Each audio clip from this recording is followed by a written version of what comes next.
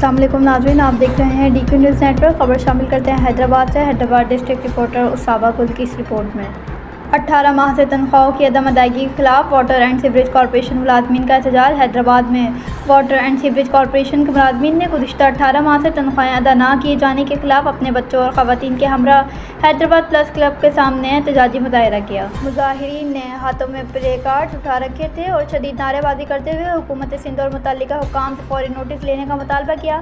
मुलाजमीन का कहना था कि 1.5 साल से तनख्वाहों की अदम अदायगी के बायस उनके घरों के चूल्हे ठंडे पड़ चुके हैं।